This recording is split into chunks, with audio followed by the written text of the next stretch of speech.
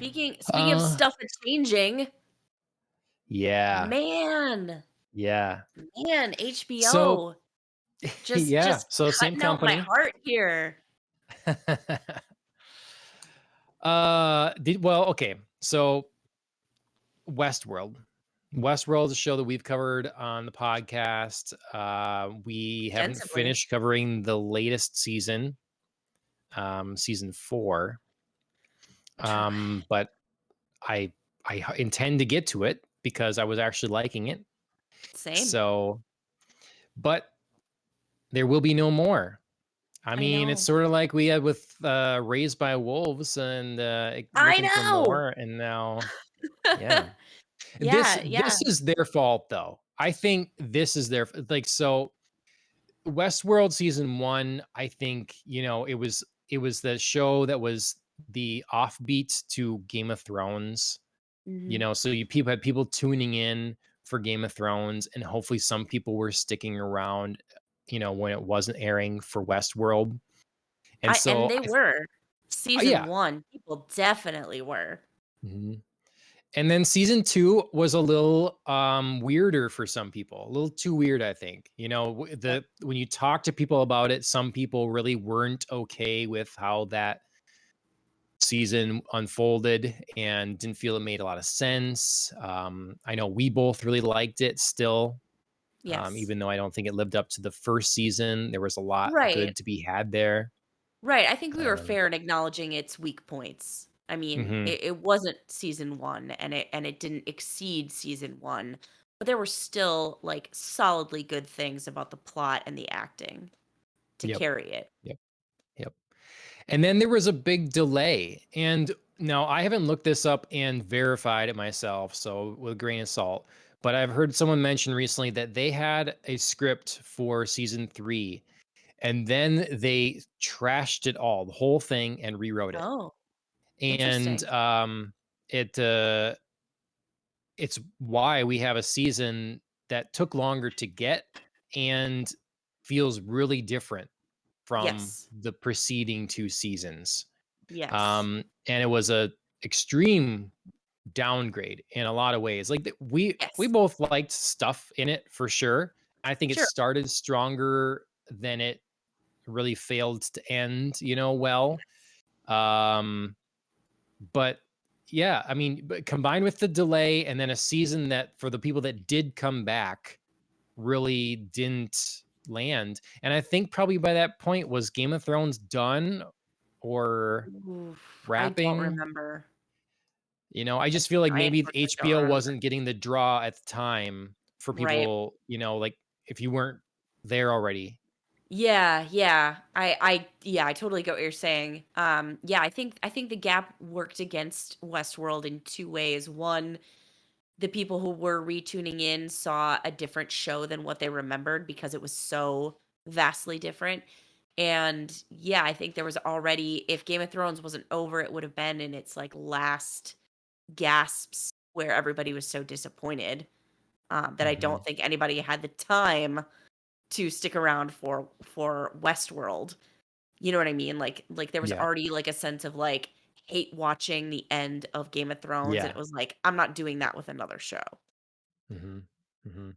It just so many people, they subscribed to HBO when Game of Thrones was on and for that, and then turned it off. And so if something Yeah. wasn't there to really actively keep them, they were gone.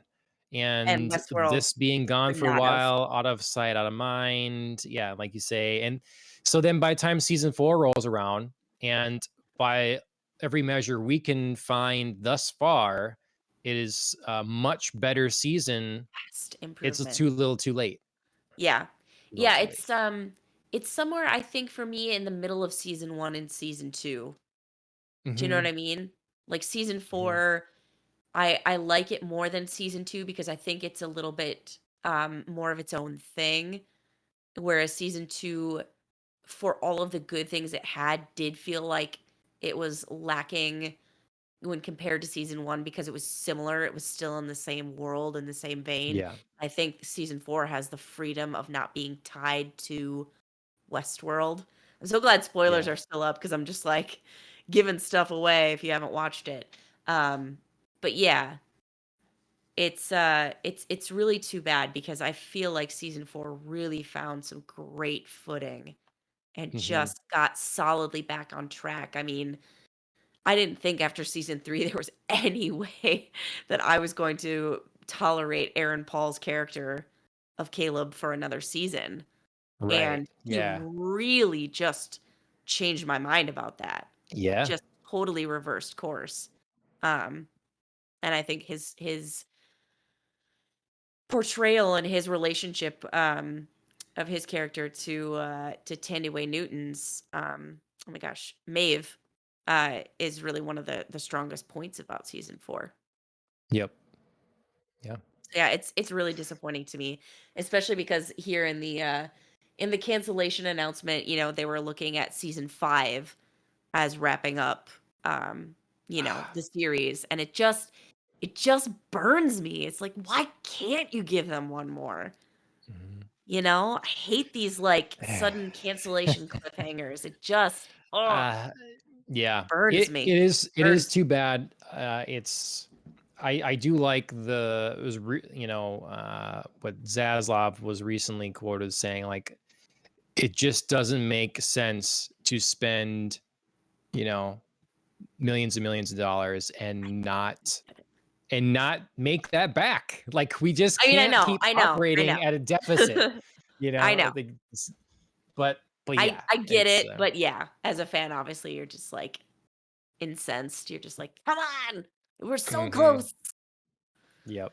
So yeah, that is really a bummer. And also, your and we don't have to transition now, but um your reminder that there was a big gap between 2 and 3 does just make me panicked for all HBO shows that have big gaps, like Mm. House of the Dragon is about to, where they're like, Hmm. surprise, season 2 isn't dropping for like another 2 years. I mean, I might be exaggerating, but they were, like, get ready for a long gap. And now I'm just like, God, does every Yeah. show, HBO show that comes back from a long gap, are they under some sort of curse? Do they have too much time to like force themselves to be like, we have to make a quality show? And then somehow it's like just enough time to make a shit show. I think it's really dependent on the series. Like, I just think the rules don't apply for how long a gap can be across the board. I just think Sure. it really is case by case. Sure. People did come back for House of the Dragon. It never reached, as far as I'm aware, never reached numbers like Game of Thrones when it was doing very well, Right. but it certainly had an audience. And it kind of has to regrow some of that audience. I don't think if the expectation is we'll ever have Game of Thrones level engagement again, they should throw away those expectations. That can be Yeah. goals, but not expectations, because Yeah. Game of Thrones for a while was a cultural touchstone. It was a Mhm. thing. And That just was a like phenomenon.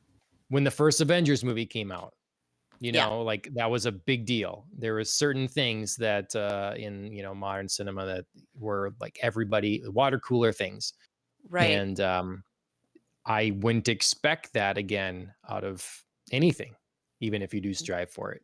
So, Yeah. well, yeah.